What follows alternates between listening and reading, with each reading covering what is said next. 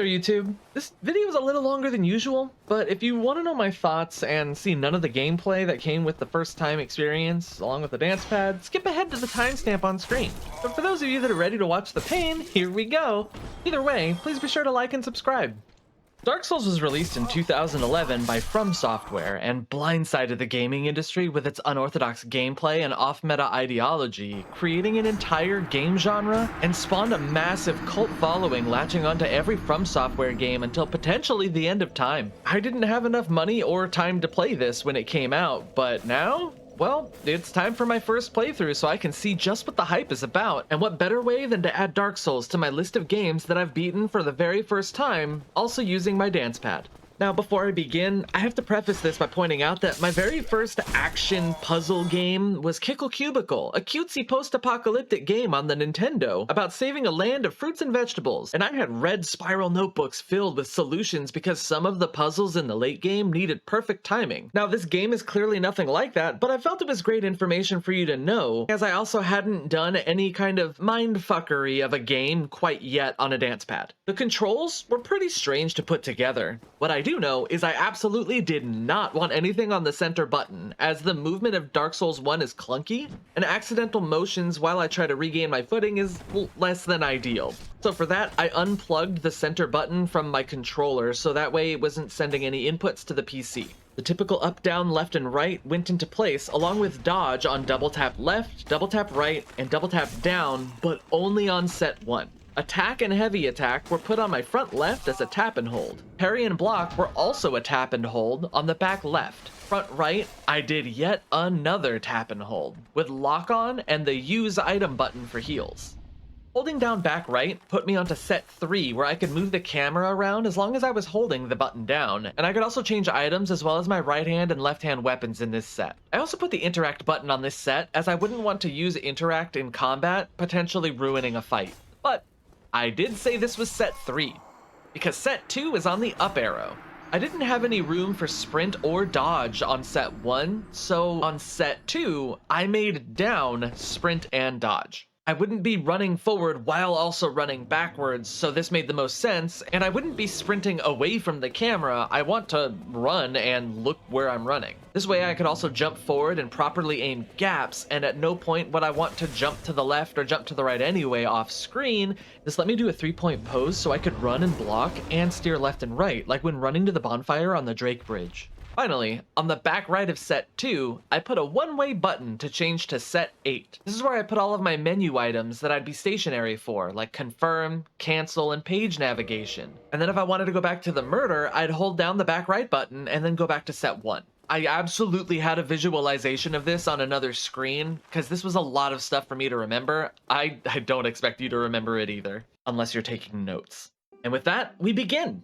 Classes chosen don't really matter, as it's clear that I can put points into whatever I want. This is just a formality that gives me a slight boost in one direction or another, and also gives me a different starting weapon. I believe I went with the bandit because I liked the idea of axes, but that goes away very quickly. The items chosen also don't matter, except for the master key. The other items here I can acquire, or they're consumables, and one of the items literally has no effect. As for customization, I'm gonna be dead 99% of this playthrough, so how my character looks doesn't really matter to me. Making my way through the asylum, I learn how to do actions, find my first bonfire, and the first boss. But some benevolent torches point me towards a door and I run straight for it. You're not gonna get me! Down this path, I get my first shield and my bandit primary weapon, the battle axe. Then I accidentally trigger a boulder trick to crush a wall behind me where I can get my Estus flask. From here, I head upstairs and parry some of these hollows. Parrying, countering, and backstabbing are honestly really weird on a dance pad. The right distance is needed, otherwise I'll parry and then do a normal attack instead of a counter attack, meaning I basically need to be inside the enemy to trigger the counter. I learn what a plummet attack is and then realize I have less time than I think I do.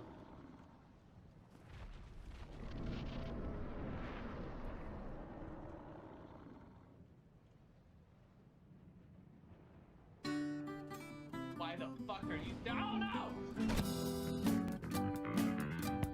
Yeah, okay, the Deathless run is over, guys. Let's reset. So the second time around, I waste no time plummeting onto the Asylum Demon and then hack away until I get the Big Pilgrim's Key. I escape the asylum and get kidnapped by a giant bird to start the game for realsies in Firelink. I feel the need to regress to my time as Link in Ocarina of Time before moving forward. I learned many new things next to the tunnel leading to Undead Burg, such as I should not drunkenly wave my axe around. You missed, you loser. You missed, loser. Uh-oh. I missed, loser! I also learned there are limitations to parrying, in that I can only parry humanoid enemies. Yes, I did try to parry a rat, okay? I even find out that there are some really chill people here in the Burg. They're just hanging out. Are they good? Ooh, hiding place up ahead. Hey, what happens if I do this? Ah, nope. Unfortunately, I do also learn that walls can block my attacks, and I die in a depressing 1v1. But I fix my sadness with more property damage. All I wanted to do is just roll into everything I see and break it. I can't do it in real life without being judged, so... I backtrack to the other side of Firelink to enter the graveyard and find some items that I can grab, but enemies that I can't kill, as if I hit them, they just reconstitute and come back to life. So I grab what I can, dodging all the enemies along the way, and then retreat back to the Firelink bonfire. My interact button being on another layout means if I grab an item, but I need to do other actions like, you know, not die, the UI of whatever I grabbed keeps screen space until I make it go away. Before I make it back to the Burg, I see a glowy item across a gap underneath this bridge. So I attempt to find out how to jump. As it turns out, in Dark Souls, directions take priority again, similar to Undertale, with up taking priority over down. Meaning if I'm actually good at timing this, I can hold the down arrow and then press up, which would swap to the second set, and since I'm already holding the sprint button down, I'll have more time to sprint so I can tap down again, turning sprint into jump instead of dodge like I had been doing. Eventually. Okay. Eventually? Here's what the trick is. That's not what the trick is. Eventually. Boom! Hey, eventually. Oh, ring of sacrifice. The trip back wasn't without its own issues But it either. also looks like it's a lot easier to come back than it is to get there. I find one of a few merchants and buy a bow. We want to build. Ooh, are you a people? I thought having a ranged secondary might be useful someday, even though I had no inkling of the difficulties of using said bow. Oh, fuck no! I sit at a bonfire and then find a door to use my master key on. The master key already doing work? And I get to destroy more furniture. Yeah! The major thing here is gold pine resin that's in a chest in the backyard. I deliberate fighting a big boy that might send me back to a bonfire. Thank you. Because if I go back to the bonfire, I'm just gonna have to fucking fight everything again. And then Dark Souls my way back to that bonfire anyway. Oh shit!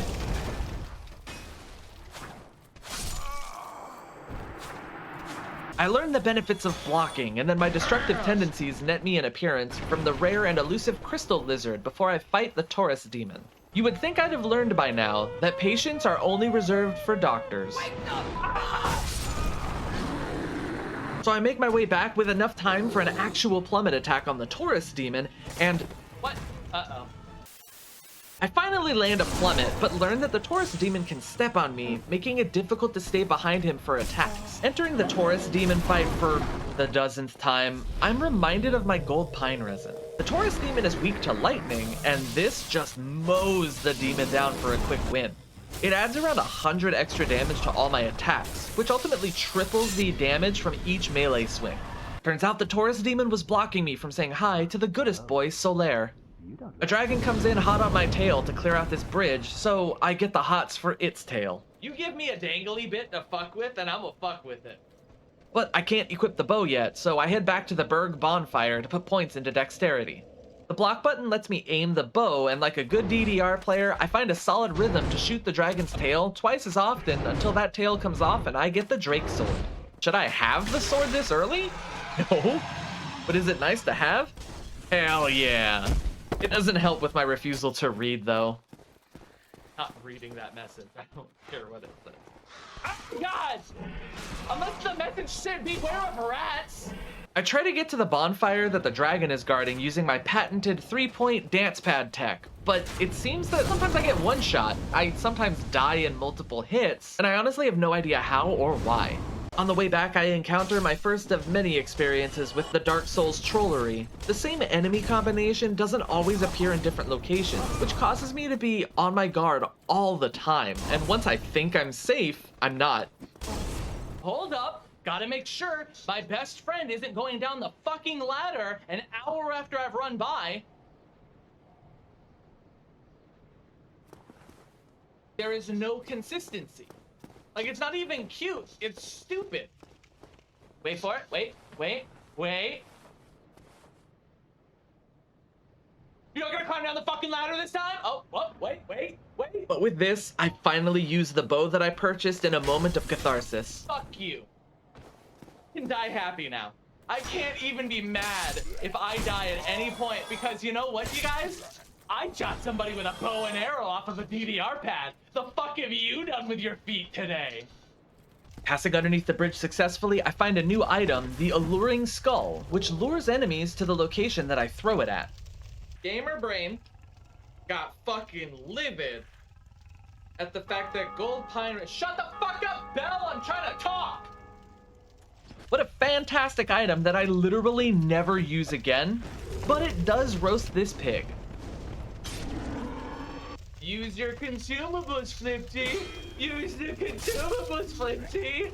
Use the consumables! The parish opens up a new area for me and also introduces me to a new hazard, dying of old age. Wake me up when it fucking arrives, dude. A mainstay weapon, the halberd, is found in the parish, and its stabs and thrusts make it better for fighting in tight spaces than swords or axes. You got a halberd, you fucking nerd. Inside the parish is a tower knight, and he has a big sky daddy watching over him. Right up there. At first I was hoping I'd be able to head upstairs unimpeded, but this isn't Sparta. This is Dark Souls! So I come back and lead the tower knight into the big open area that I cleared of some minions and challenge him to a duel. The bastard uses a flask, but that doesn't save him. Next to the staircase up, I find a lift that takes me down to Firelink, and this ends my day 1 adventure. I'm back in Firelink? Day 2, I head up to the top floor of the parish and fight the Clone Wars to reach this channeler. We can stop buffing everyone all the fucking time. And then I head through the milk door to fight my next boss, the Bell Gargoyle. Zd. Why are there two? This is such a fun and well-designed boss fight. It starts off pretty well in a 1v1, with me taking quite a few deaths to both learn his moves and get his tail axe, which I'll never use. However, the plurality of this fight is what complicates things. The second gargoyle appears after eating a Carolina Reaper, and this remains the first gargoyle that anyone can have acid reflux, including him. And if it isn't fire trying to kill me by ruining the playing field, it's the camera. Oh my god, are you kidding me? It was super difficult to tell when the gargoyle swipes twice or thrice, but the true difficulty lies in the shenanigans that happened every time I ran back. Enemies do different things every run. Oh, fuck you. Different actions yielded different results every run. Oh look, you missed. Oh look, we both missed. Boy, what a fucking game. Even doorways don't follow basic rules of game design. It turns out that I had been running the long way around the previous day and this day because this doesn't look like a door. Go on, laugh at me for taking the long way around. But as a new player, I don't know where things are located, and exploring every nook and cranny results in me dying. So exploring being rewarded with either death or a menial shortcut is like me being hungry and I can either order a pizza or raid the fridge of my local police department. There are easier options in between, but they're not explicitly offered to me. Even earlier on, I was making the long run to Drake Bridge because this doesn't look like a door either. While I did initially chalk this up to my camera being statically moved around by the dance pad, nothing made these look like doorways. And I found other doorways elsewhere throughout the game with distinguishing features that show that it's clearly a door from almost any angle, let alone the angle I'd be approaching the door from. I've come to ignore most messages on the floor as most of them are redundant or troll messages messages anyway, but I shouldn't need to rely on another player's message to do something that the game designers should have done by default. Doorways are supposed to have a contrasting color scheme behind it to show that it is either a pathway or something signifying that it's an important place in the world, such as torches or a milky white luminescent doorway. It's the difference between this Drake blocking a bonfire and blocking another wall. This is why people get mad at hard texture seams not revealing anything special. Because you either want me to enter this secret, or you want me to smack every wall in the game until the end of time until I find one secret hidden in the rest of the nothing burger. Forget the trolls of this game. This kind of inconsistency honestly affected me more than constantly dying. Oh. Fuck you. I take a lap around the burg to clear my head and decide to buy a reinforced club and upgrade it at Andre the Blacksmith. Unbeknownst to me, this would be useful later as it inflicts bleed. After I talk to Siegmeyer of Onionland and get some encouragement, I head back up to the gargoyles where I find great success hiding behind the bell tower wall and drop them both so I could ring my first bell. I trick the Drake on the bridge into coming down so I can finally run past him and get the bonfire that he's been perched on, and then I enter a new doorway with a key that I found near the main gate leading to the chapel. This door leads me to the lower Undead Burg, where I find a boss that has an infamous track record amongst gamers and review channels. The Capra Demon and his pair of pontiferous pooches in a paltry plot of proximity. Ow. 4 attacks on a dog right in fucking front of me. That never hit. 4. I counted them. 1 on top, 3 at the bottom by the fucking tree. The tree didn't parry me because the animation went all the way through. 4 attacks on the dogs, and it did nothing. I one-shot these dogs. 4 attacks. Like, you guys are getting great content from me raging, but I just want you to know, what the fuck? You guys play fucking first-person shooters and complain about hit reg, but a fucking Dark Souls game where your attacks just go fucking missing? Like Jean-Benet Ramsey? Everything's fine. Game of the year. Honestly, Capra Demon wasn't too bad. At the start, dodging to the left and right and then making a break for the stairs is the way to go, as he will eventually fall off with his attacks and leave his dogs in a very vulnerable position, but simply staying in the corner can cause unnecessary damage. So instead of potentially getting trampled or pushed off the platform, I noticed that when entering the arena, he runs up and does a leap attack. This tells me that if he's a certain distance away, he will run up and do a gap closer once he has a line of sight from a specific distance. So this makes me move a bit closer to the stairs until he does the wind up of his attack, and then I'll move back over to the platform. He'll follow through and jump off of the stairs right below me, so I can plummet him to death, and I do so on my 5th attempt. I have absolutely no clue where to go yet again, so I walk past the way forward and backtrack to the Black Knight that I was afraid of, and clean his clock thanks to parrying. After picking up the ring he was guarding, there's another mini-boss nearby that fucked me up the last time that I explored. Havel, the Chonker of Bonkerville. Uh-oh. I say a hitless hello to him, and while he was guarding a door to Darkroot Basin, I decided to go kill the Titanite demon that I saw near the blacksmith instead.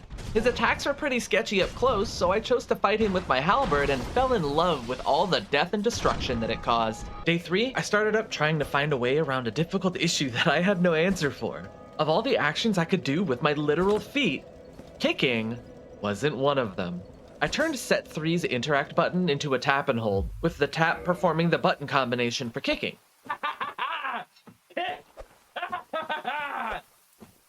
I enter Darkroot Gardens and find its hidden bonfire before being blessed by Deus Foe, the UI improvement fairy. No, this is my first time ever playing a Souls game. This is what I'm stuck with, but let me take a look. That's actually very helpful. Thank you. The next boss I cross paths with is the Moonlight Butterfly.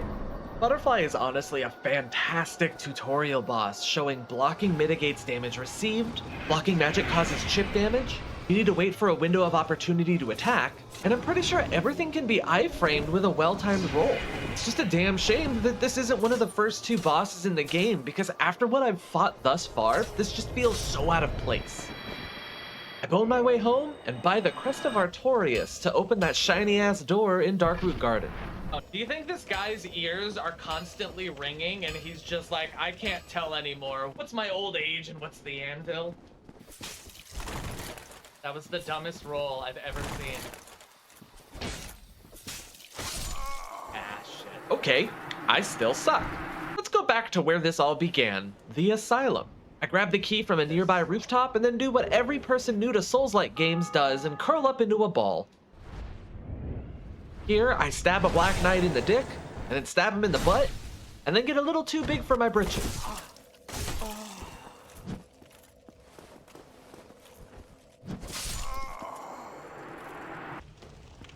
Shut the fuck up, Matt. I was having fun with my new friend. I get revenge, my water wingies, and drop in on the Stray Demon, which is a reskin of the first boss of the game. I like the 50-50. Let's go for it. The boss's movements, with it flying up a little bit and its body being really weird with its short stubby legs, makes it hard to hit consistently with the halberd. So I pull out that reinforced club from earlier, which helps me inflict bleed if I hit something 3 times in quick succession. Like almost every enemy in the game, staying behind this is the key to victory and securing a rather peculiar doll after netting myself the Black Knight sword from its guardian. I return to Darkroot Basin, and Bubble Beam is super effective at scaring me into the murderous gaze of a Black Knight guarding a shield that boosts stamina recovery. From what everyone's told me, streamer luck made him also drop the coveted Black Knight halberd, finally giving me a reason to put points into something besides vitality and endurance. I continue a bit further into a cave and find the Valley of Drakes. One Drake finds a way to go underground, and I find a way to go back to a bonfire.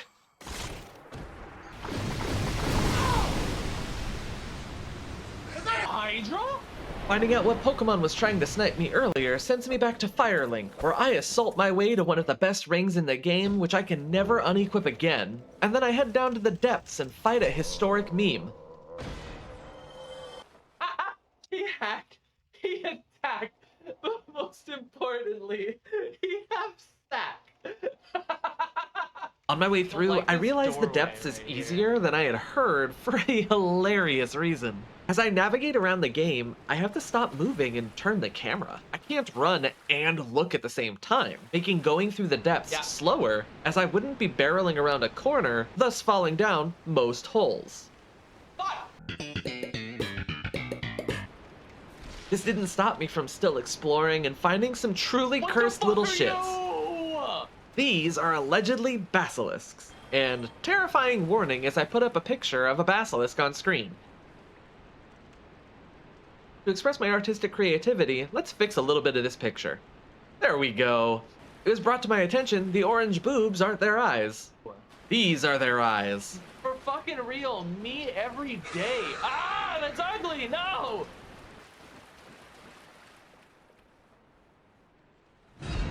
Oh shit, no!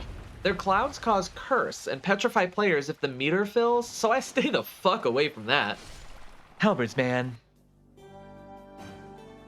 Not long after, I encounter the next boss, the Gaping Dragon. No, I don't see why this is related to a certain 2007 movie, as the word gaping means wide open, and this is no different than the chest bursters from Aliens. Get your minds out of the gutter. The fight wasn't bad, as the boss had clear and slow telegraphs aside from the mouth hugs. I got trampled once because I didn't know what the attack was, but this is the most opportune time to position to get its tail.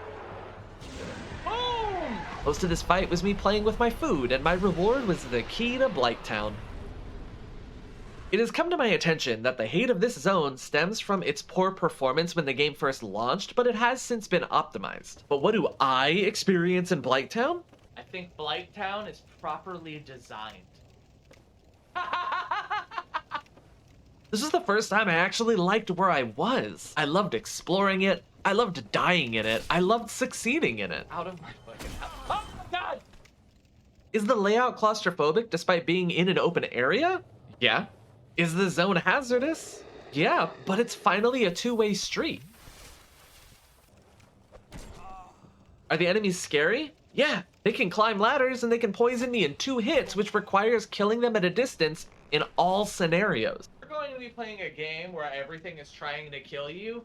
Keeping it at a distance is always a better option.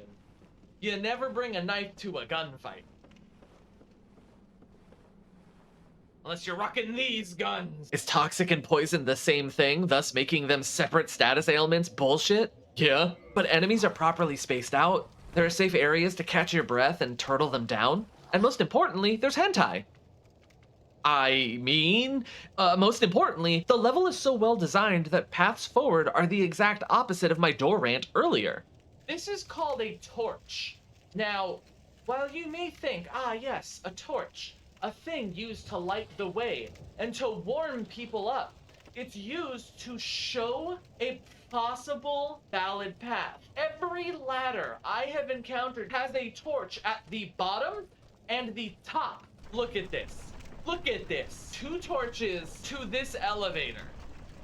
Properly designed zones should show players where they can go and where they have been, and the easiest way to do this is to give players a bird's eye view of their area so that they can plan movements, formulate escape plans, and see everything that they can grab and utilize. This is the exact reason why you don't have a game where your point of view is always ground level like this. The choice of Blighttown using shoddy looking scaffolding gives the player gaps and holes so they can see enemies, torches, and items, allowing them to see hazards they can plan to counter, pathways that they haven't explored, and rewards for exploring. Like, they got some solid architecture, but where did they get all the wood? The camera does like to automatically move around certain things in the world, which did cause unnecessary deaths and did get me a bit flustered, but other than that, fucking love Upper Blighttown. Reaching the bottom, I enter Blighttown Swamp and hide in a nook to beat up some mosquitoes. This is yet another snafu with me and my camera, as the place I'm hiding in is the bonfire I was looking for. Don't get me wrong, I'm grateful, but this is actually the dumbest move I've ever done of running into a fucking nook and not looking anywhere. The next boss is also guarding the second bell, K-Log. She's honestly pretty easy. Because she's on top of a massive spider, most of her attacks being sword swings simply go over my head, and the rest of her attacks are irrelevant, as long as I don't get caught in lava. The only surprise attack here is an explosion that comes after she hugs a spider. But here's a super useful tip of the day. Boss attacks don't matter if their health bar hits 0. The second bell is rung, telling these giants that Gondor calls for aid, and then they open Sen's fortress. But we're not going there yet. Okay, I will say, they have pinpointed one annoying thing real well, and that is the sound of a fucking mosquito. I try my hand again at the door in Darkroot Garden to find out about its mysteries, regardless of if I die. No! He fucking booked it for a backstab. I get cornered into accidentally finding an insane soul farming method of just Mufasaing these enemies, sitting at the bonfire, and then repeating. I enjoyed this way more than I should have, and farm enough souls to equip my Black Knight halberd.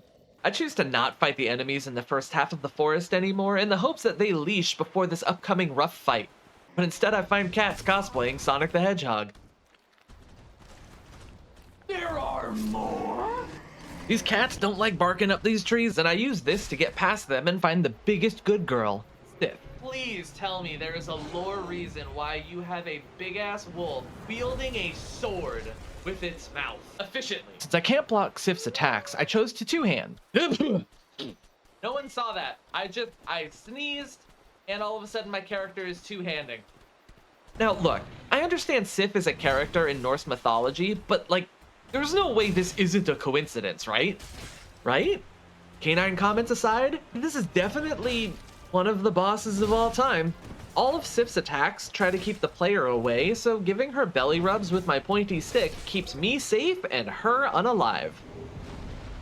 Next, I start the confusing DLC side quest by saving a princess, but first I gotta cosplay Hercules. The Hydra's heads attack nearby locations if I get up close, and I need to obviously chop them off. As fewer heads become available, I turn towards the Hydra body and hold block, but I'll turn the camera away so that way I can block incoming damage and then run straight for any leftover heads to lop off. You can dance if you want to. You can leave your friends behind. After dancing with the princess, I buy poison arrows from Sewer Lady and head to Sen's fortress. Dude, every time someone says Sens without the apostrophe, I think that they're misspelling Sans, and I'm like, I don't want to play Undertale again. Don't make me do it, Dad.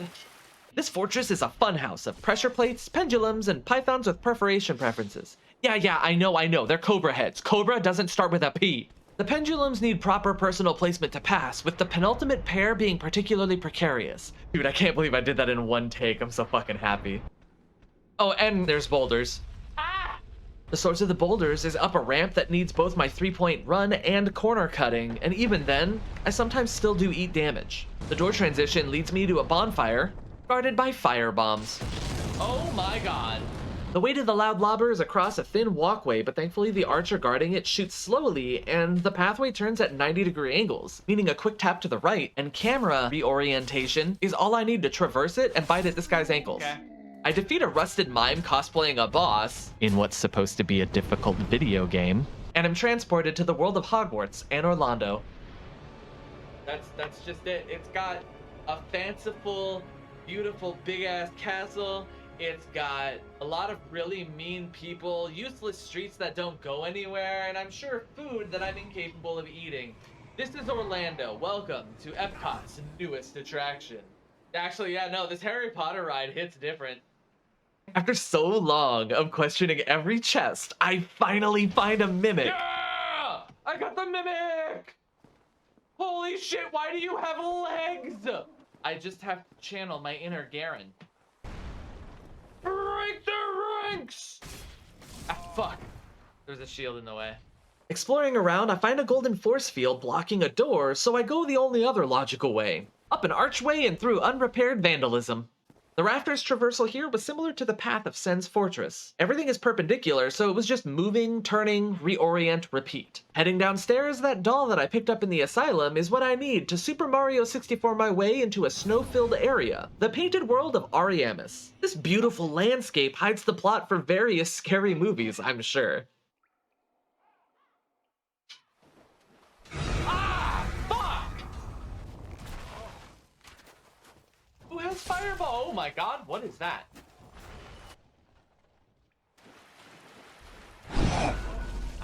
I'm because if there's one thing I am, it's fucking great at being lucky. Oh my god.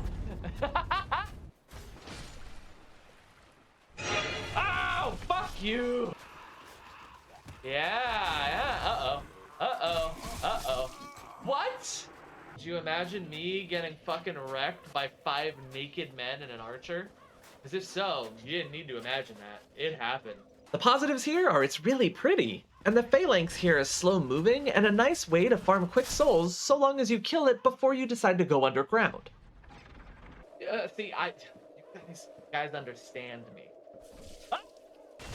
Toxic enemies are an annoying reminder that something can eat your health bar over time. The bird people are an annoying reminder that something can be unblockable and eat your health bar all at once. And bone wheels are an annoying reminder that you should fight enemies one at a time and that anything can eat your stamina bar all at once. Crossbreed Priscilla turns invisible, but you can see where she is on the ground, which explains this warning outside the room. Be wary of feet. That's what you're about to say to this boss. Her tail can be chopped off for one of the best bleed weapons in the game, but it's kind of hard as, well, we're really fighting.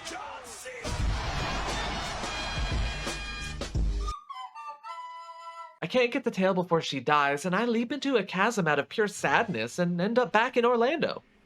You remember those poison arrows I purchased earlier on? Well, they're for these archers. But who the fuck needs arrows when you're facing off against a total lack of self-preservation?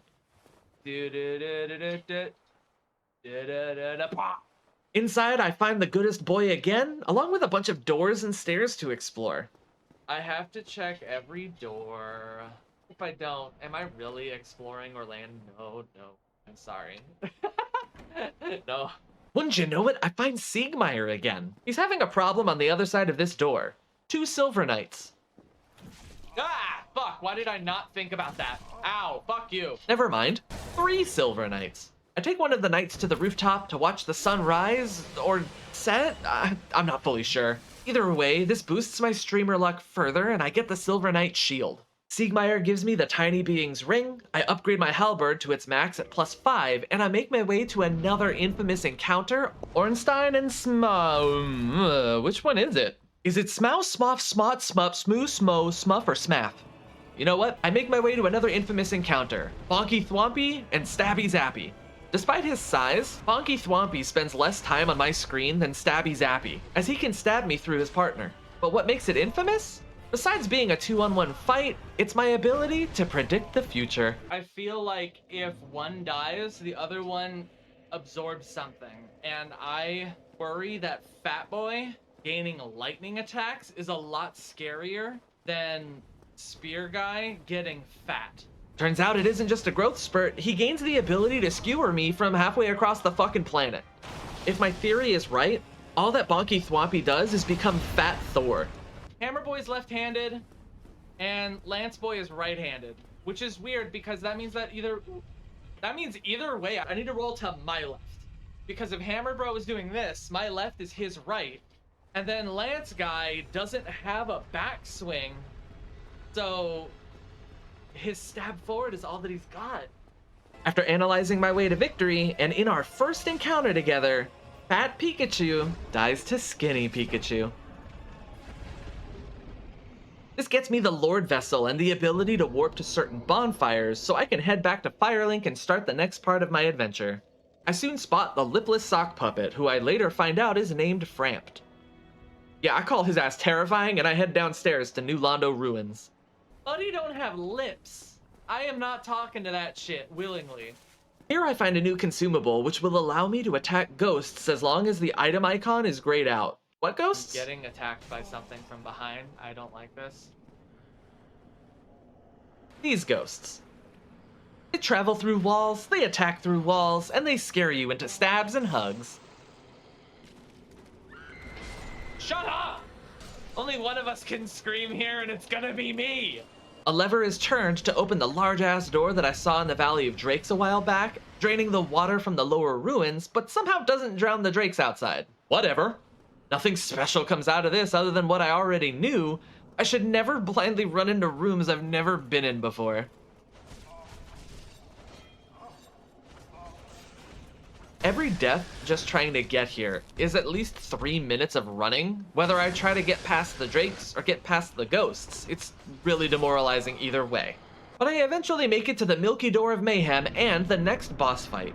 Down here is the Abyss, and killing Sif got me a ring called the Covenant of Artorias, which lets me walk around the Arena of Nothing and fight 5 kings. Yeah, I know, it says 4 kings, but no, there's 5. These guys are not bad as long as they're killed quickly enough as they spawn in one at a time. And if you're too slow, then the next one spawns. Fuck you. Why do I feel like I've killed 5? While I could ignore Framped, the lipless sock puppet of Firelink, I could not ignore the lipless sock puppet of the Abyss, Koth. It has no lips, so I don't know how it's making any of its mouth noise. I place the Lord Vessel and start my hunt for the 3 golden doorways that I just opened up.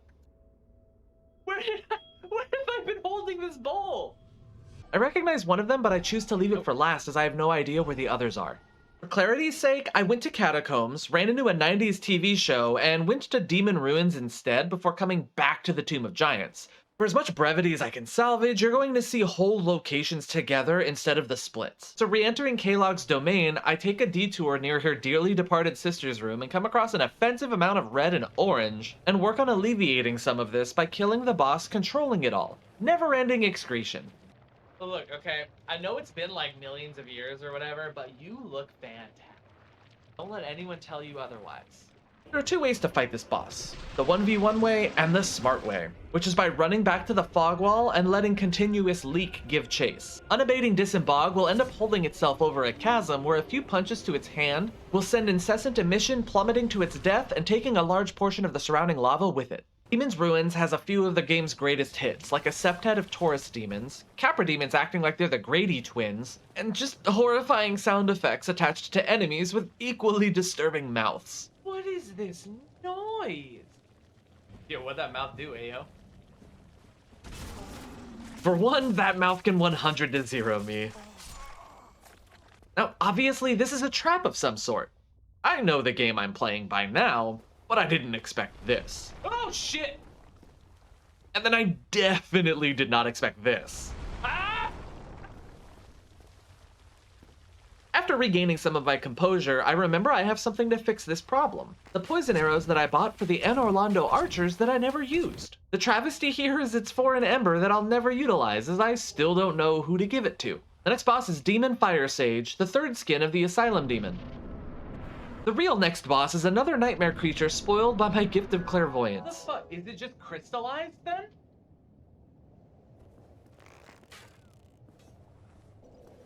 I can't do anything with it now? Well, I don't like that choice of words.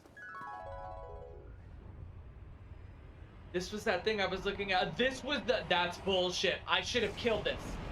I shot arrows at this. Hiding in the corner of the largest safe landmass possible requires a bit of toasty toes, but cleanly earns me a tail and a confusing experience with someone's fetish. Ow, ow, I'm getting stomped on. Don't step on me, daddy, uwu. My reward is an orange charred ring, which lets me run on lava and makes it easier to see behind the scenes of where Lordran's favorite cereal is made. Captain Crunch's Oops All Dinosaur Butts. It's here that I commit what can only be described as dragon butt genocide, and I feel like a kid in a candy factory, making all the dino butts kill each other. This is either a really good idea or a really bad one, but I love it so much. Oh boy! This is gonna be my best day ever.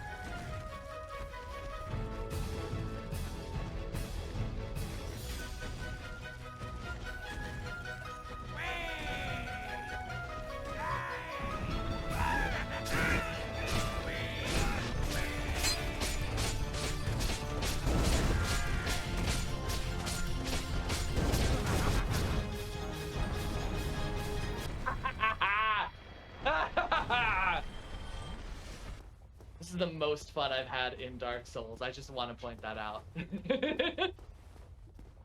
I joined the world of Fashion Souls and look like a Nazgul, sometimes removing the one ring to use the Hawk ring or some other ring elsewhere.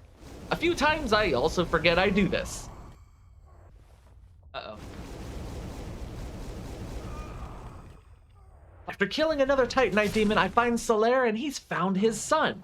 It's really strange that his child is a bug on his skull, but don't worry, I'll save him. Chaos Fire Whip. That sounds like a really bad Yu-Gi-Oh card that has like, gives your monster 300 attack, but also destroys your monster at the end of your next standby phase. Now, I've run into this cute little blooper squid that we lovingly named Ricky Blobby, but they are a bit more terrifying from a top-down view. I kill off a few to make the upcoming fight with them easier, but even with that, Siegmeyer takes too much damage and he joins them in the afterlife. But I'm not too far behind him with the Bed of Chaos boss fight. No! Fuck! This fight is yet another infamous one because of its difficulty tied to RNG.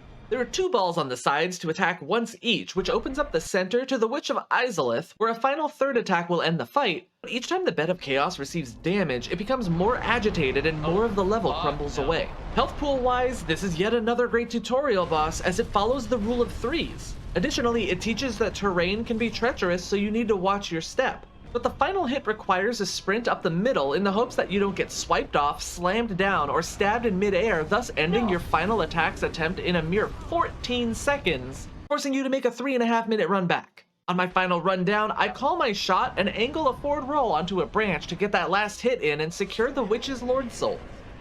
Next order of business is finding Gravelord Nito in the catacombs. I made my halberd divine, which prevents the skeletons from reconstituting, but the lack of skeletons didn't take away from the skeleton-related jokes. For instance, I ran away from this fight because I had no guts. Do it again. Ah! I hit that skeleton in the leg, and he kind of looked like he was laughing for a second. I guess he thought it was very humorous. Boom! I'm fucking great at this!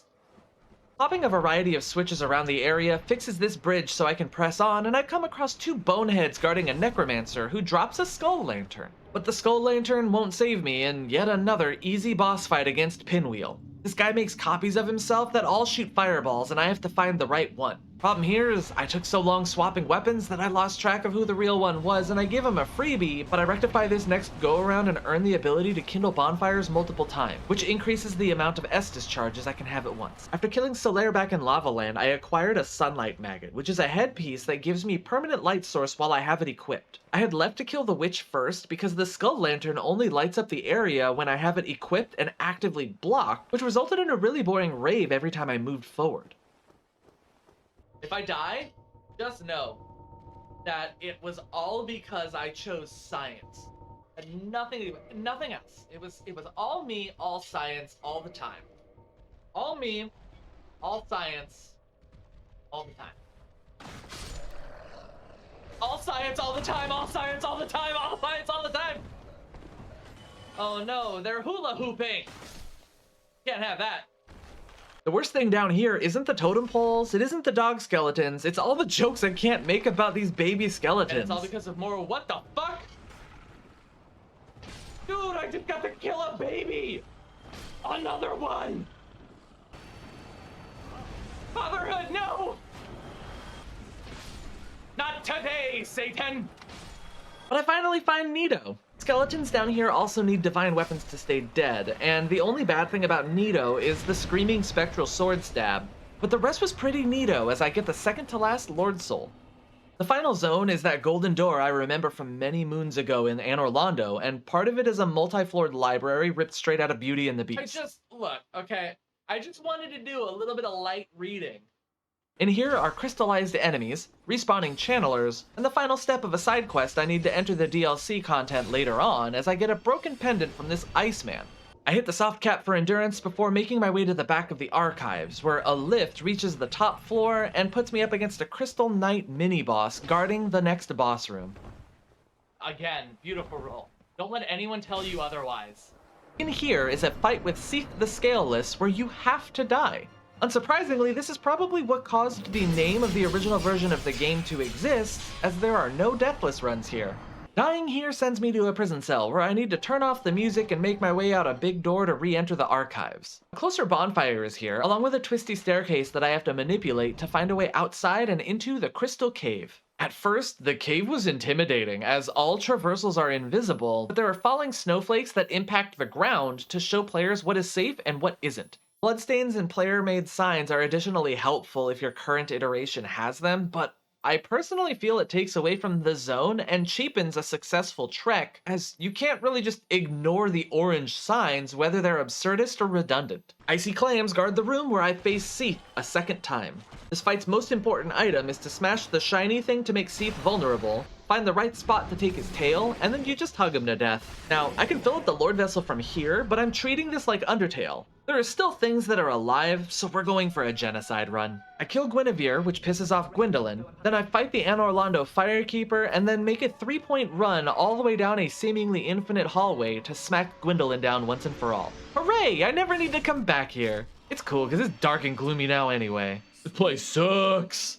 I enter the Great Hollow and finally get cursed by evil beakers, filling out another slot on my non-existent bingo card. Thankfully, I purchased a purging stone from the ape-hosing dude at the first bell tower, so this affected me for less time than it took for me to say this sentence. I reach the bottom of Ash Lake, where there's nothing to do but kill another Hydra and take a dragon's tail free of charge. All I have left now is the DLC, so I head to where I saved the princess and get sucked into a warp hole by a tryptophobe's worst nightmare. And I get brought to the land of Ulasil. The Guardian of Ulasil Sanctuary is Sanctuary Guardian, and absolutely clever names aside, this admittedly weak boss is a breath of fresh air regardless of its health pool. Many new attacks, abnormally swift for a Dark Souls boss, and while it does have a tail I can cut off for a weapon, too many misses of the tail means certain death for the Manticore. I was playing with my food yet again as I didn't want to kill it, but here's hoping future bosses got the same design treatment. I find out from a toadstool that the princess I saved needs to be saved again. What an original storyline! Game of the Year content right there, huh? Adventuring in the Royal Wood, So, there's a dragon that's just dying to Kalameet me, but he and I can have a chat later. An elevator leads me to the next boss room against a fan favorite, Knight Artorias. Don't tell me he attacks with the okay, good. Just like the Sanctuary Guardian, his increase in speed made this fight such a fun time, with only one troublesome fact: he didn't skip leg day. No! He's already dead! He also runs away and does this charge-up explosion that you can break him out of, or you can heal if you need it. But honestly, I found myself wanting more and more as I killed him.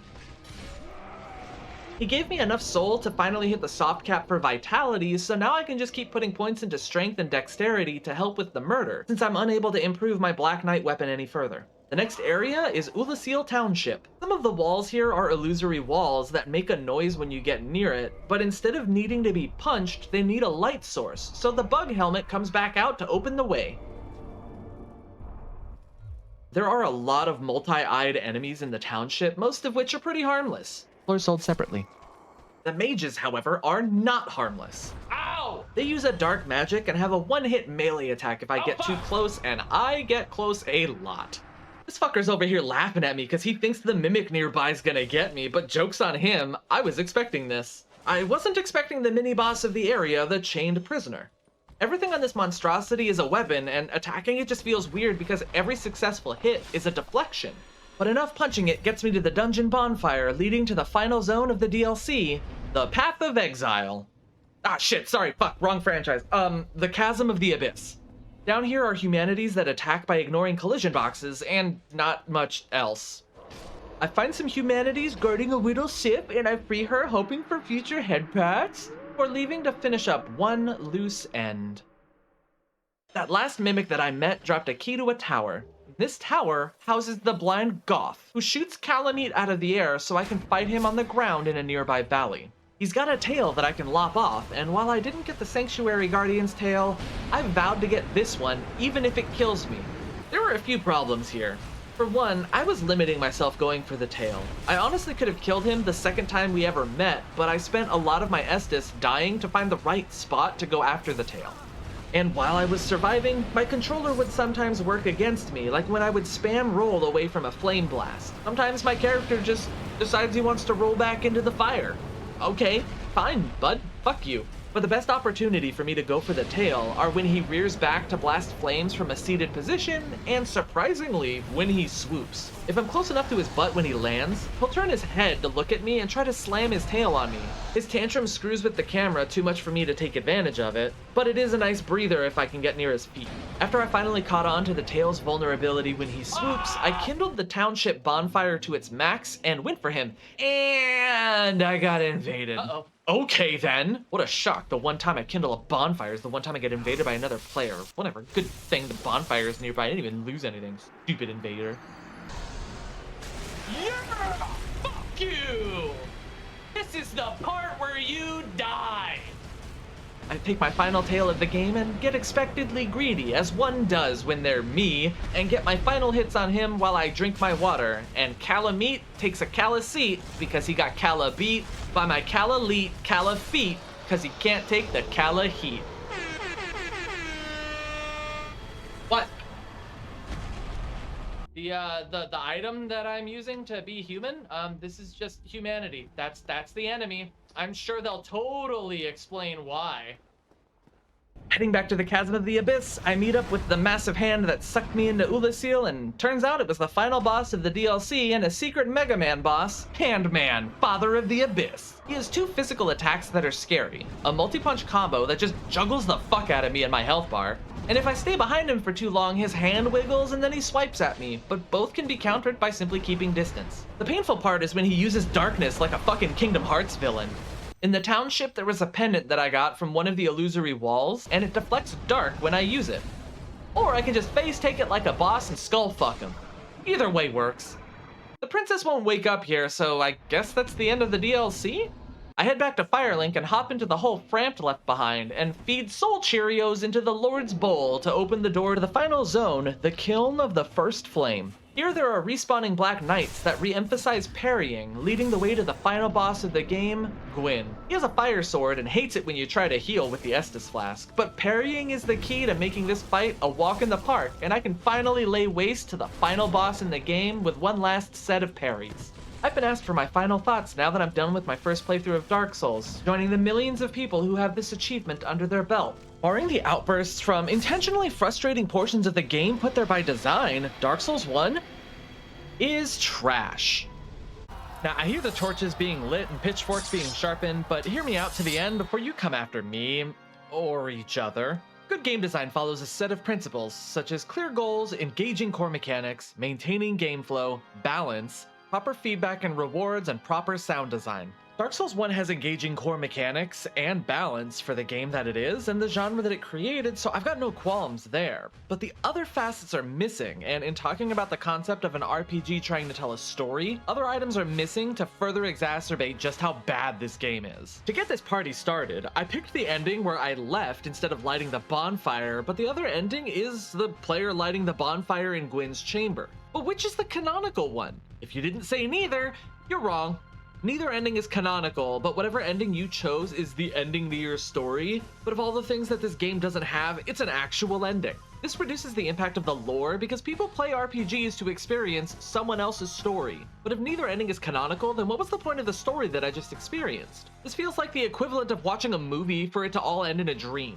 A side tangent on the kiln, how does our character know which souls go into the Lord Vessel? Because Koth only tells us about Nito, the Witch, and Seath's souls, so thank goodness the game automatically uses the correct souls, because otherwise the character would, throw every soul into the bowl and see what it spits up like a toddler that doesn't like beans? It just feels really weird that Gwyn wants to prevent some prophecy from coming true, so he gave 3 named characters an item, and then what appears to be sheer dumb luck that a 4th unnamed soul was dropped from bosses that I met before finding Koth, when in reality if Gwyn wanted to prevent the prophecy from coming true in the first place, he could have just locked the door with him behind it, locking it up with a guardian inside, just like one of the bad endings of Hollow Knight. The story beat just honestly made no sense to me, but going back on track, the back end of the game was its DLC, where at least the bosses have all ramped up in speed and complexity, with a distinct change in difficulty here. There were no longer slow, torturously methodical trolls, but difficult David versus Goliath battles where you need to be quick on your toes to battle giant, speedy enemies. This is perfect, but after 68 slow hours, pulling the rug out from under the player fucking sucks. No sane player wants to wait 68 hours for the fun to begin. 69 hours? Sure. Additionally, knowing that as soon as it begins, it's basically over, that just isn't good. Speaking of players, defaulting PvP on is stupid. Yeah, offline mode is a thing, but it's on by default and it's not even hinted at. We fight NPCs 99.9% of the time, but the one time I try to do something to benefit myself for a fight, I'm gatekept by another player? I got no issues with PvP. I've done my fair share of PvP, but those games default it off and require extra effort in order to trigger PvP. My existing being enough for my flag to be on is just ew. It doesn't even add anything to the game's story. Just imagine being a new player thinking that being unhollowed is important enough to spend humanity on, and they just keep getting invaded over and over again by someone who has tons of hours more than them invested, just waiting to beat the shit out of an unsuspecting moron. You wanna know why players quit games that have PvP? It's because of shit like this. Oh, is PvP being defaulted on part of the lore? Where'd you find that nugget of information? Because there's no defined location of the lore outside of item descriptions. And then when you ask fans what the lore is, they all have different answers, which is admittedly by design.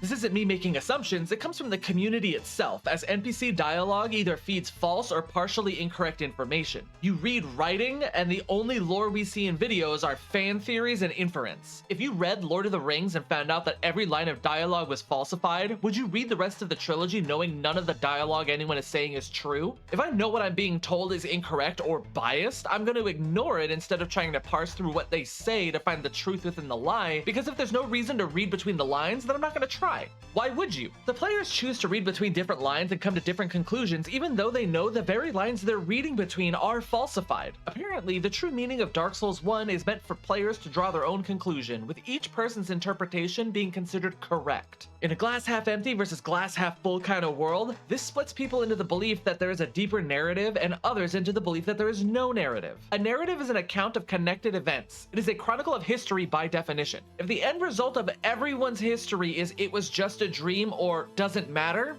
There is no connected event. It fizzles out into nothing. In researching the hate I was going to receive, I happened upon this interview about Miyazaki himself. So for anyone who says there's a method to his craft, Dark Souls only exists because Miyazaki had poor reading comprehension, filled in the blanks with books that he couldn't understand, and wants gamers to do what he did of using imagination to complete a story that already exists, distorting it away from what it really meant. Only this isn't because of creative genius, but a self-admitted lack thereof. Miyamoto went outside, explored tunnels, and this paved the way for Super Mario's inspiration. But Miyazaki couldn't understand the book he was reading, so he wrote what he assumed was the author's intent based on some pictures, shipped it, has you doing the same, and that's Game of the Year? Really? Saying different people creating different things from the same batch of words, but everyone is both right and wrong isn't creative genius. It's a cop-out because you ran out of time and you hoped no one would notice how barren your idea was. Or because you weren't creative enough to make an actual story in the first place. Art might be good to leave to interpretation, but this was someone's creation. Miyazaki had total control over the game's creation, meaning he had an intent from the start. A narrative did exist, or else he wouldn't have forced total direction. And Ralph Waldo Emerson is attributed to the paraphrase, "Life is a journey, not a destination," but the real quote was this, which doesn't mean that the destination is unimportant, but that the journey shapes the destination. But if the intent was for there to never be a destination in the first place, then the journey ultimately doesn't matter, and that's one of the only confirmed things we know about Dark Souls 1 is that there isn't a destination because there's no ending. As an example, here's a connect the dots for a dinosaur that we'll say was made by Miyazaki himself. Let's take a pen, follow the directions, and finish it. Now, everyone's hand steadiness is different, so each journey in this connect the dots is also different. Oh, there's no destination now. No matter, the narrative of it was clearly meant to look like a T-Rex. Oh, but wait, the journey's your interpretation of it. Well, now the journey's critical points have changed, but you're still proud of what you did because you believe you drew what was intended. But what would you say if the creator really wanted a Stegosaurus? Without the destination, the points of the journey can be whatever you want them to be, and without the intent of the creator, what you made was meaningless to others and the creator. So if the journey is up to player interpretation, why is it there are infinite paths of there being a narrative and story, but the possibility of there not being a narrative at all results in people foaming at the mouth and getting banned? If George R.R. Martin came out and said Winds of Winter is never coming out, and if his response to the question, "What's the planned ending for Game of Thrones then?" is whatever you want it to be, I don't know, it's up to your interpretation, the man would be unequivocally tarred and feathered. And yet that's exactly what's happening with Dark Souls 1. Why are you people okay with this? If we're gonna go by interpretation, my interpretation is this game is real life. It's full of anxiety, it has a lack of music, you will lose more often than you will ever win, and you have to set your own goals, otherwise you're going to be clinically depressed. You set out to find meaning in the things you're involved in on a regular basis, and overall, life itself is absolute shit. And if Dark Souls is an allegory for real life, then Dark Souls is shit. So if you brought out your pitchforks because I think this game is trash, you should probably take a moment and self-reflect. But hey, let's give this deeper meaning to the lore a shot. They say history's written by the winners. There is no food or drink being consumed aside from a flask of fire, so it's safe to assume that everyone in this game is already dead. Everybody here is fighting for a spot in the top of the losers circle, so nothing they say matters because they're only telling the player their version of events and we're left to draw our own conclusions. If that sounds like gobbledygook, great, I made it up. If that sounds like I'm going in the right direction for some of the plot of Dark Souls or your understanding of Dark Souls, then your game isn't that deep in lore and choose your own adventure bullshit is just lazy writing. It's like R.L. Stine wrote The Knight in Screaming Armor and said, "You guys can fill in the blanks," and left the room and a bunch of random people came together with different plot ideas, mashed it together like it was the next VHS anthology, and everyone's start and end plot point is the player is gonna die. Oh, and speaking of having to die, let's talk about that first battle with Seath. Had I gone into this avoiding the internet, I wouldn't have known that I was meant to die in the Seath fight, where I had to wear a Ring of Sacrifice or Rare Ring of Sacrifice before entering a fight where I had to die. While one can excuse alluring skulls near the pig or gold pine resin right before the Taurus demon, the last time I ever saw a Ring of Sacrifice was in Firelink in the first 2 hours of gameplay, hours before this encounter. So this necessary item doesn't even have a hint with it. But imagine if any other game had this happen. I'll let streamer me dictate some of these while I draw pictures for you. You are supposed to die to end up here, but you lose your souls. Name me one other game that does it. Imagine if you played Metal Gear Solid 1, after you fought Sniper Wolf the first time and you get sent to the torture chamber. But if you didn't equip the right item, you lose all of your ammunition and key cards. Imagine if in Ocarina of Time, you get to the Spirit Temple and get knocked out by the spirit coming out of the well, you lose all of your extra heart containers and rupees if you didn't have the right item equipped. Imagine if Kingdom Hearts 1, Sora gets turned into a Heartless and Hollow Bastion.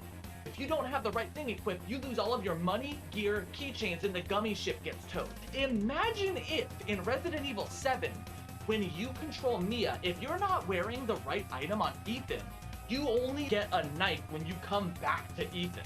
Imagine if, in Deus Ex Human Revolution, when the augmentation glitch happens in the storyline, if you don't have the right augment equipped, you lose all of your credits and Praxis kits. Imagine if, in Final Fantasy 7, 8, and 9, if you don't have the right item equipped during disc change, you lose all of your gil and materia. Every one of those fucking games would get crucified for doing what they just did.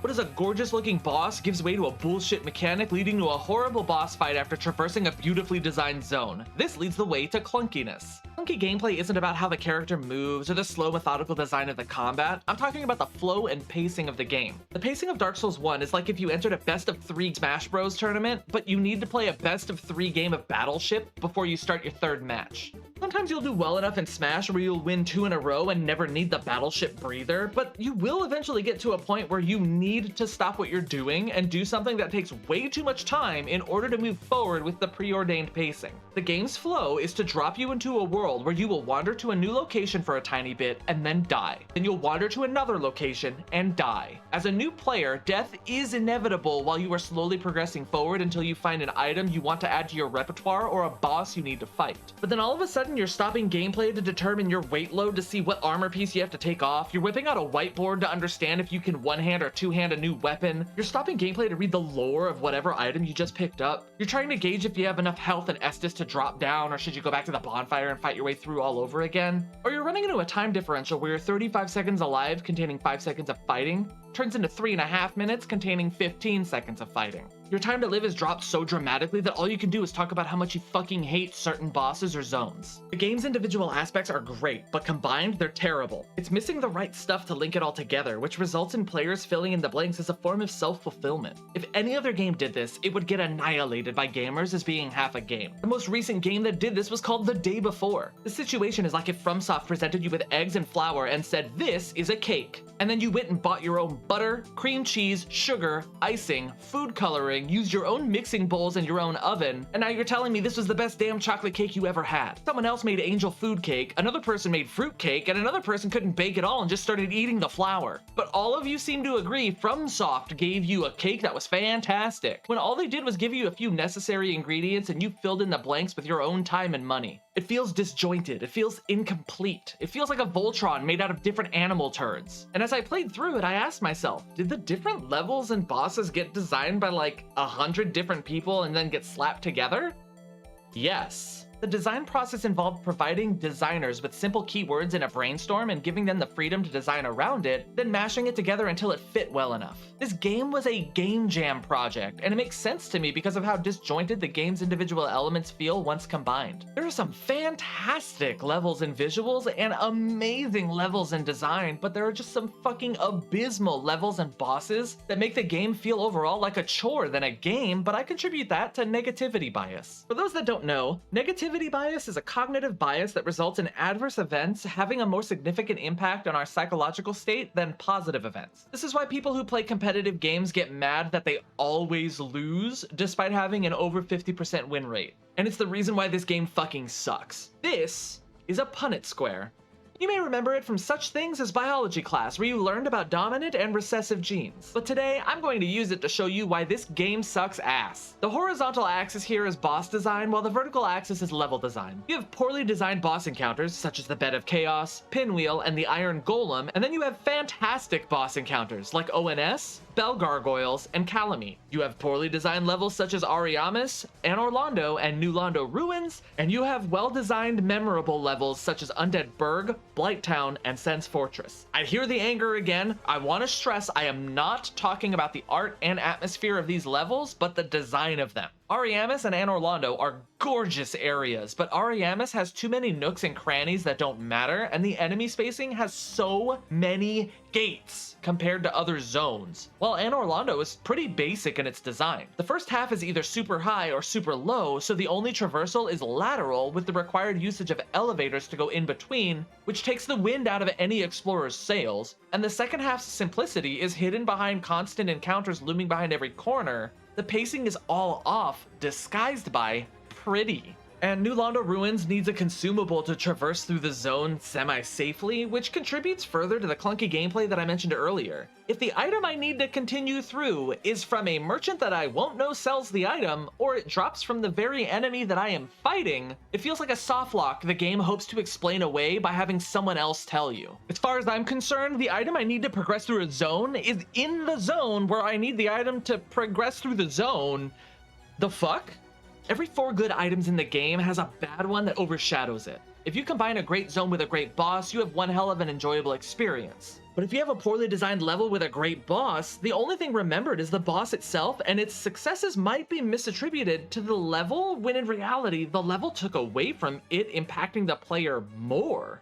Then you have a well-designed level that has an honestly really shitty boss that takes away from the impact the level's fun or challenging traversal has on the player. And then you have the shit of the shit, where the worst level you could think of is met with an equally terrible boss. With a 75% chance of something feeling or being designed poorly, there's an expectation that ultimately came with this game where you're expecting nothing but bullshit because there's no consistency or flow. Some bosses don't even feel like they belong in the parts of the game that they're in. Moonlight Butterfly is an optional boss, but as a new player, I don't know what is optional and what isn't, so I think this boss is on my list of things I need to kill. Bed of Chaos is a required boss that is a complete slog, with a 13-second boss fight dictating whether or not I need to take a 3-minute 16-second run back, which is a terrible uptime ratio. Both of these bosses gave different rewards, one giving useless or unimportant items despite being one of the first 5 bosses possible to encounter, but at least it's blocking the most useful item to complete the game for a newbie, but we'll touch on Embers later. And the other pushing the game forward, but no items to utilize in return, despite being a boss required for endgame. These 2 bosses should have been tutorial bosses, but the first 2 bosses players encounter have heavy emphasis on plummet attacks, despite the fact that plummets are used on 3 bosses total and are a detriment when used in any other aspect.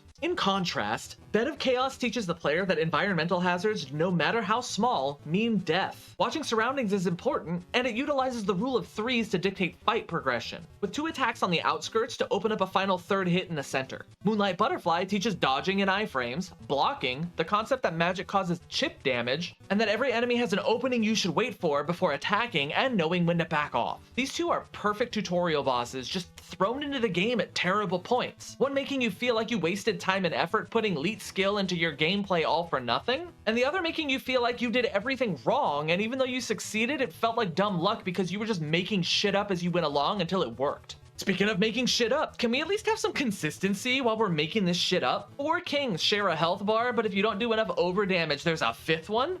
Why?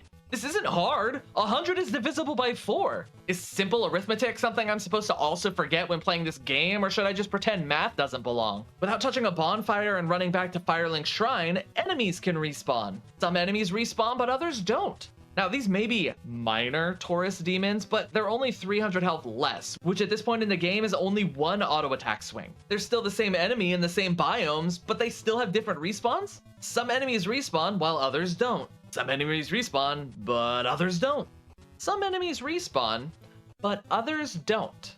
I already have to die to these enemies regularly. I don't want to need to pull out a corkboard and a ton of yarn to determine what respawns where when I have no discernible reason as to why. Additionally, this makes previous accomplishments and kills feel less impactful because what was special is now just an average part of the game, and you're telling me I shouldn't feel like I did something good killing what was a big enemy earlier. This is what makes this game feel so fucking awful. There's no dopamine built into the game. Exploration is punished more than anything. Collectibles are an optional thing to find while exploring, like emblems in Kingdom Hearts 3. Some are easy to find, some are tricky to find, but none of them are needed to understand the story, and they give me something for going out of my way to find it. I shouldn't be going out of my way to find the point of your game. I should be completing the game and getting extra bits of information sprinkled around if I explore. But if all of my lore is in item descriptions, you want me to scroll through how fucking many items again? As an example of the exploration point, one of the embers you find in the game goes to Blacksmith Vamos, who's apparently in a deep hole in the catacombs. There is no sound effect until you reach the bottom of the pit, where you already are with no way out, so nothing breadcrumbs you there. And in all of my pass-throughs of this zone, enemies yeeted themselves off the walkway, so the item down there looks like their dead body that I would be an idiot to drop down and try to pillage. Falling into a deep hole means death in all other aspects. If exploration didn't reward me before, it stands to reason it won't reward me now.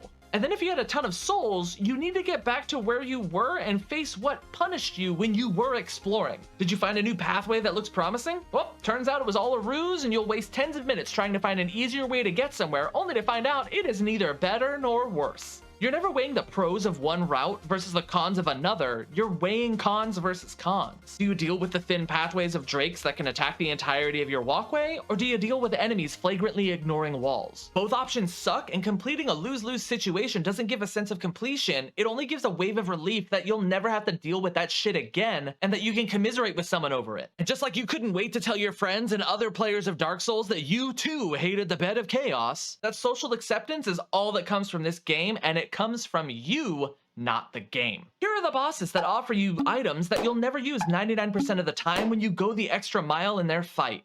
Here are the bosses that are needed to progress the game. Here are the bosses that offer you souls when you beat them. Here are the bosses that offer you something that you can utilize for the rest of the game regardless of what route or build path you're taking. To compound on this, rewards offered for fighting bosses are sometimes even anti-rewards, and oftentimes items make no sense. You have a pendant that does nothing, which is the same as the none option. Right next to the most useful starting item, the master key. The calamity ring from Calamite makes the player take double damage as the only reward from the hardest dragon in the game. The mimic headgear, the symbol of avarice, is an item discovery headpiece that slowly drains the player's health, but it doesn't even stack with the serpent ring that's also used for item discovery. So the mimic headgear is an item discovery boost, but with a downside. Why? Do what any other half-baked RPG does and give an option to a hard mode, but don't make an item that does it, and most certainly don't make it the only item that drops from downing a boss. What the fuck is wrong with you? On the topic of items given as rewards, why are there enchantment routes that aren't important or are outright detrimental to the player? The only routes worth exploring are normal upgrades and divine for the skeletons, but again, I needed other players to tell me that the rest were worthless, but it seems no one questions why things I get for doing extra work are worthless in the first place. I can already hear you getting ready to say, that's Dark Souls. That's the problem. In the world of Dark Souls, this is a box price early access game, and this is an improper way to go about game design. Normalizing it doesn't make it okay, it normalizes shitty design practices that result in incomplete games being released year after year and making massive profits despite a constant outcry of anger from players. Stop normalizing shitty game business practices. Crystal weapons aren't repairable with lower durability but have higher base damage, okay. Chaos weapons scale based on your humanity. Occult has no discernible benefit. Fire and Lightning removes stat scaling while not emphasizing its importance to new players because of the lack of explanation with parameter scaling. So many of these items require extra knowledge the player isn't given and are a detriment in 99% of situations a new player would experience. Why am I being rewarded for doing extra work by being told it was also a waste of time?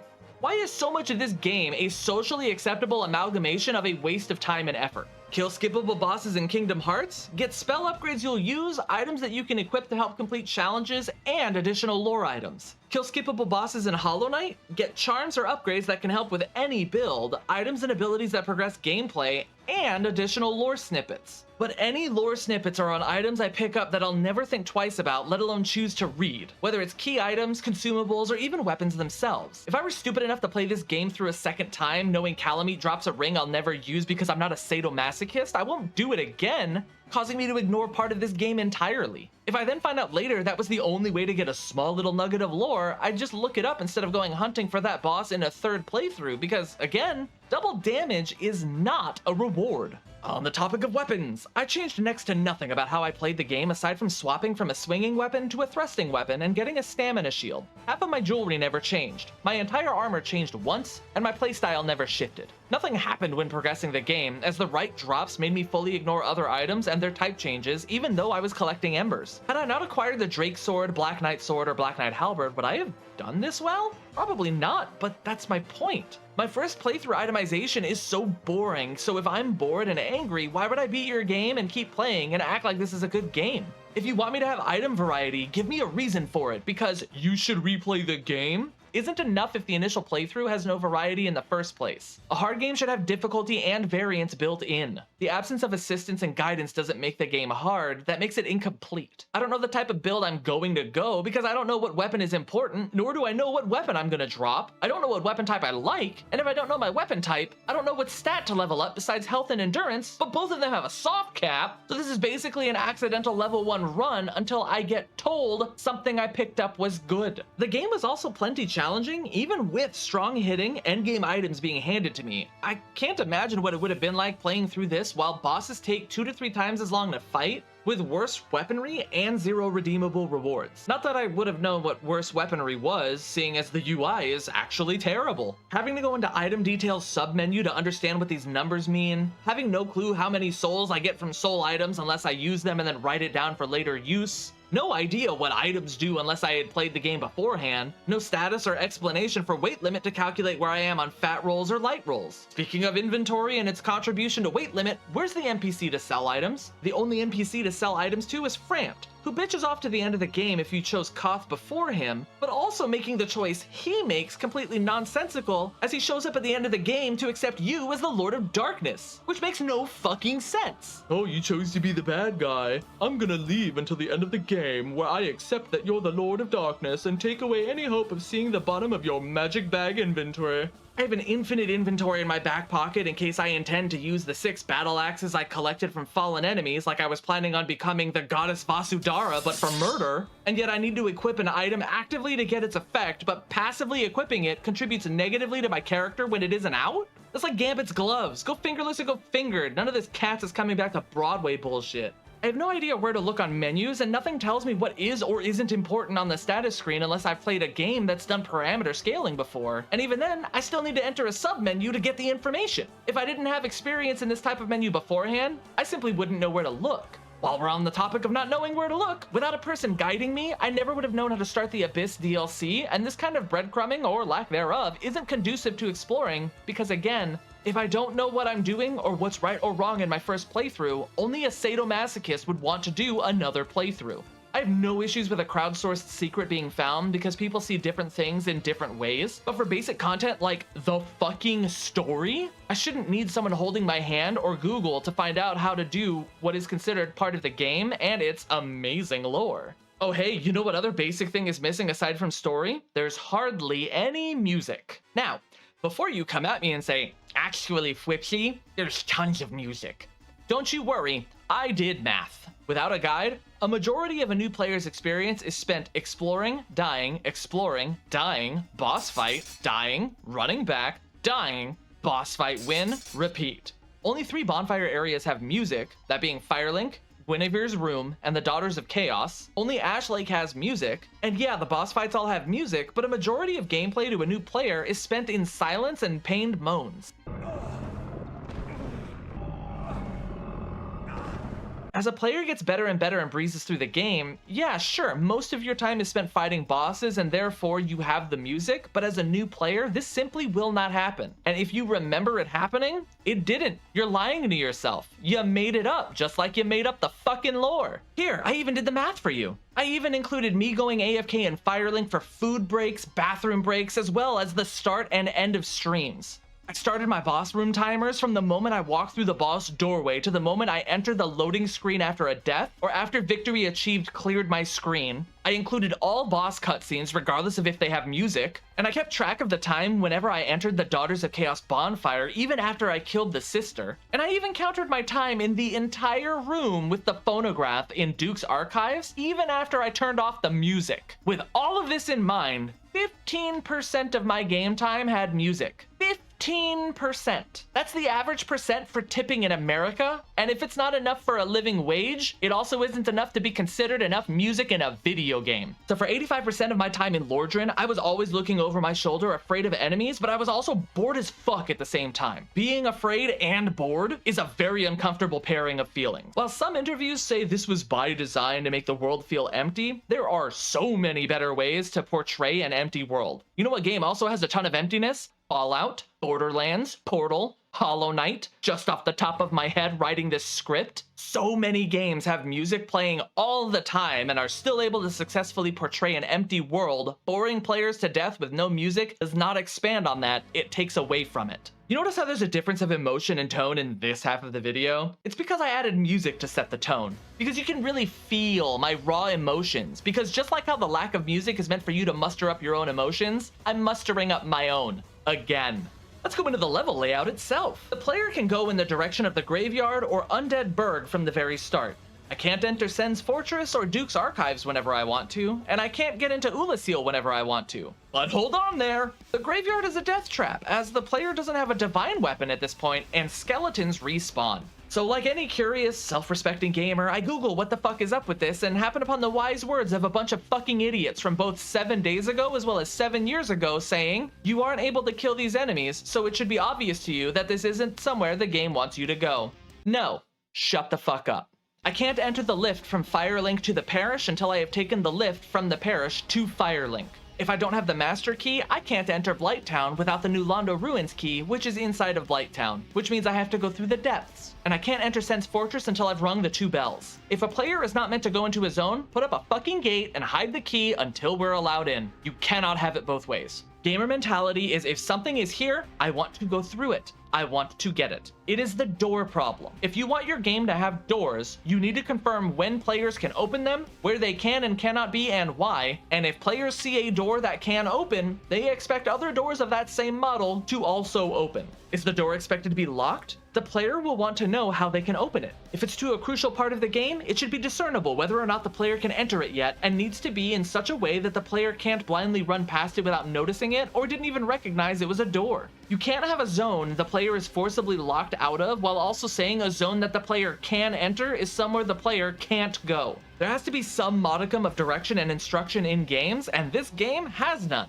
It tells you absolutely nothing, only notes from players tell you what's important, and yet gamers say that's part of the charm. But tell me, how do you guys sell this to people? Because telling the uninitiated, yeah, you're gonna need multiple playthroughs over dozens of hours each time, you're still not gonna understand what's going on, you're gonna die a lot, the game tells you nothing, there's no tutorial. Those aren't the positives you seem to think it is. Yeah, this game wasn't meant to hold your hand, but improper spacing of doorways, improper color and lighting, that's not an aspect of hand-holding, that's game design. As a contrast, I point back to my time in Blighttown, where Blighttown doesn't hold your hand, but it isn't keeping everything hidden from you where you need an encyclopedia to complete it. I came here expecting great gameplay, deep lore, and a positively memorable experience meant to hook a first-time player in for more, and I found the exact opposite. When I asked questions, I received all conflicting answers from people who've played the game presumably dozens of times through, at times directly contradicting each other with what was the original goal and point of the game. I found a game with gameplay so clunky that it's considered an endearing feature by its own fan base. By the way, getting good is part of the gameplay, the rest of the game doesn't matter, is just the wrong sentiment when it's pointed out that this game is missing parts to being a good game. Because getting good is an overall fact of gaming. You gain more skill and knowledge as you play. You never get worse when you complete a game, so getting good should not be the only part of the gameplay and the only part of the design. That's bad design. The confirmed lore is nothing short of fanfics, resulting in people who think the series is as deep as a Game of Thrones plot, when in reality, it's got the simplicity of green eggs and ham, with fans latching onto the game like someone wholeheartedly believing the conspiracy theory that birds aren't real. Where one person sees intrigue and mystery, I see an incomplete story where I'm both purchasing my favorite band's new album and also recording all their tracks. If you find it compelling to do another person's work for them, go to your job next week and tell them you don't want a paycheck for all of your hours. I'm sure they'll love it. This experience left a memorably sour taste in my mouth, as what I had been told for 13 years this game had, it categorically was missing.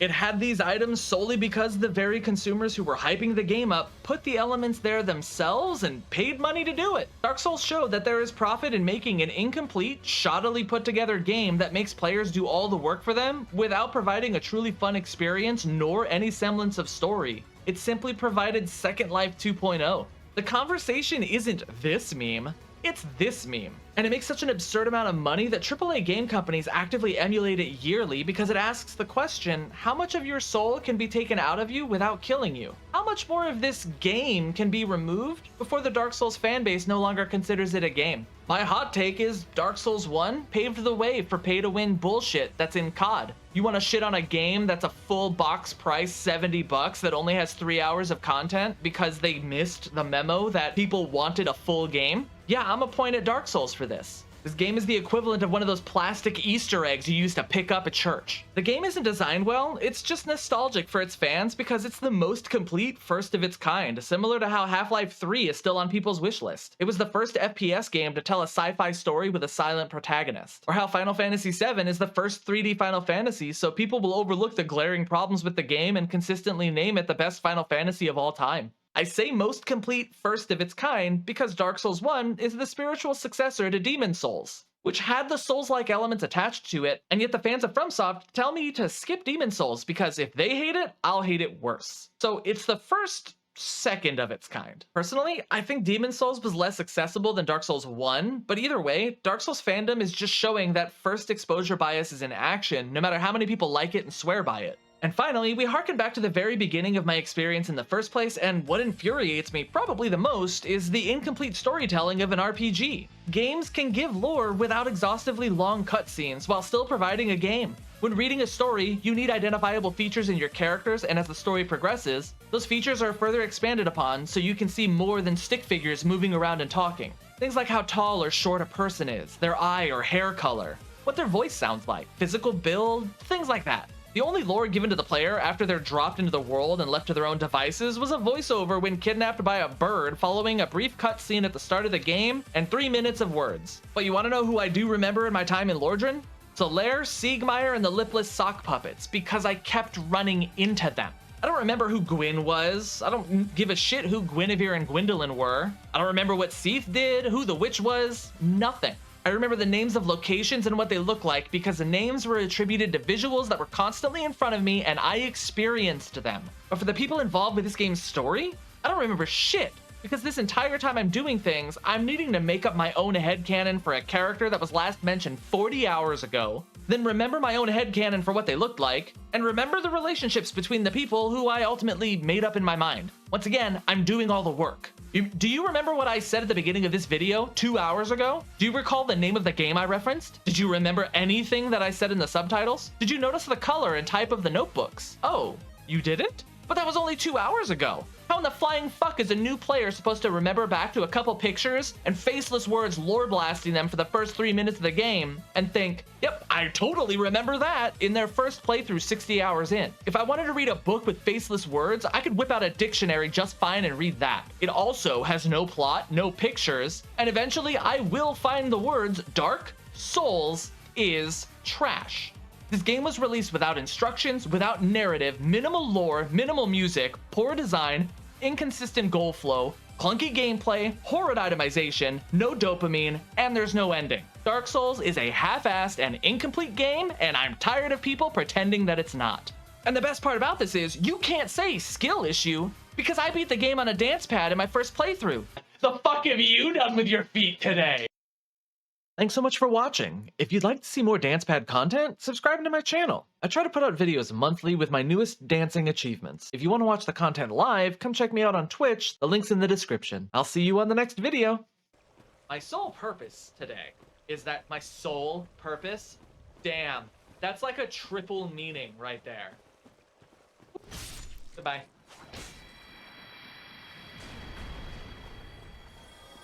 He was brave. Even in defeat! Hey-ya! Hey-ya! Oh my goodness, this is so satisfying.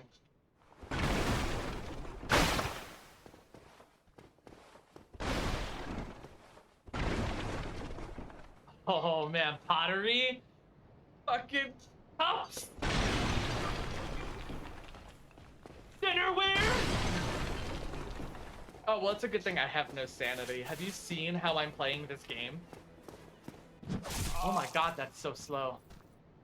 Oh my god, that's so slow. Oh my god, that's so slow. Oh my god, that's so slow.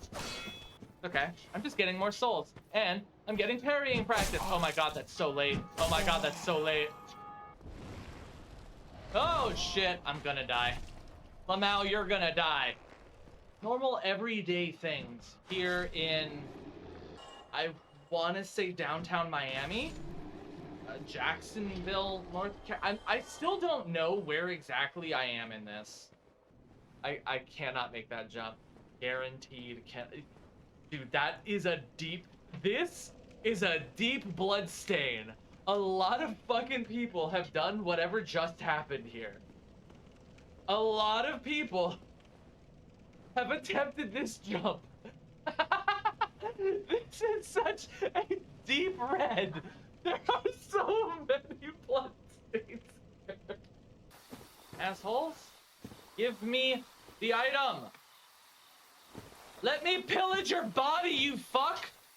Oh my. Okay, that's a bit. Is this where they hid Jafar's lamp? Holy shit. You have an axe for a tail? Can I get it? Hold on. My inner monster hunter's coming into play here.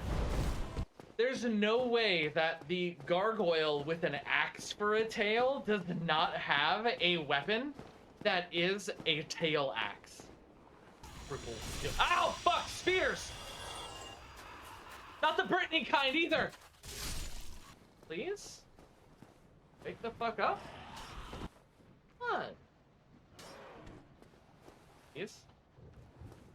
Dobby, get the fuck up here! Yeah, for real. He fell down those stairs. It was tragic. Not as tragic as who the fuck trashed his room. Look at this. Like, this room is just so messy. Ooh. Who could have done this? I like how we both just stood there like, okay, well, which one of us is the bigger idiot? It was you, numbnuts. Good thing I have 10 Estes. I guess. This. If you unfollow me for that really bad joke, I will not be offended. So how do I get to those? Am I getting disturbed? Do I have to go up to get down with the staircase? Okay, in retrospect, that sounded a lot funnier in my head, and fuck you if you didn't laugh.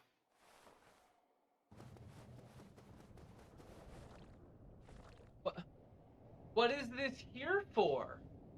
Like selling salad at your McDonald's. That's not what this is known for. Rubbish. I didn't know my origin story was a pickup item. You know, it would be a fucking shame if I dodge roll.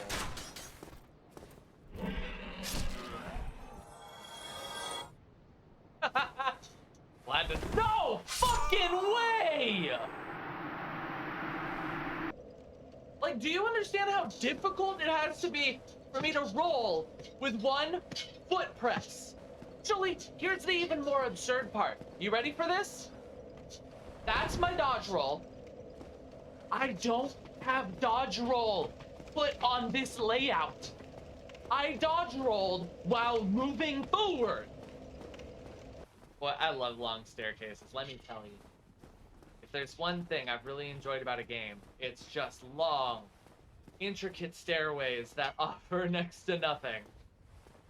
Get ready for some bullshit. That's literally the name of the game, is get ready for some bullshit. I figured that was the name of the game when I installed it, but no, they just called it something stupid like Dark Souls Remastered.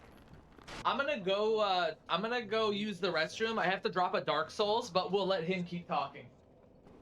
Nah, dude, because proctologists actually do something useful in society. This game doesn't do anything for society. Oh, you want to fucking dodge roll there? That's cute. Fucking taught you that trick, cause it sure wasn't me. It's like they consulted a fucking toddler for this level design. Because they're like, oh, well, what do you think a good level should be? And the toddler's just like, ghosts and skeletons and dragons, and then the floors, they just go up and they go up and they go up. Can I get uppies? They go up and they go up, they go up and they go up, and they were like, yep, that's it. And bam, New Londo Ruins made. But because like I was really curious about that and I looked it up and people were like, oh, well, this is fashion souls. And I was like, no, I want like actual functionality. And they're just like, you only wear stuff for fashion. And I'm like, okay, imagine somebody wanted to play a game where they had a decent amount of armor or defenses and the ability to roll without being a fucking rock sinking to the bottom of the ocean. Which would you pick? And then the response is just, what looks the best? And I was like, this is useless to me. You're useless to me. Alright guys, it's time to play a game. Where's the surprise enemy gonna come from this fucking time? Is it going to be your asshole or someone else's? My problem is like, there is no, this isn't a challenge. Because a challenge at least shows some semblance of growth to the player. This is not a challenge. Because I've seen enough people talk about this game having beaten it. Y'all who've beaten this game a million fucking times, you still die to the same shit. Capra Demon? No one ever perfects Capra Demon. You just get a little less worse. See how dark we're talking. Oh god, that's a fireball! We're gonna jump together? Oh my god, are we gonna hold hands?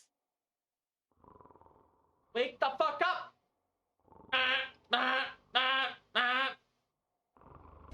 I think that the front of them was cute and they made little noises. The suction cups made a bloop bloop bloop bloop bloop bloop bloop bloop.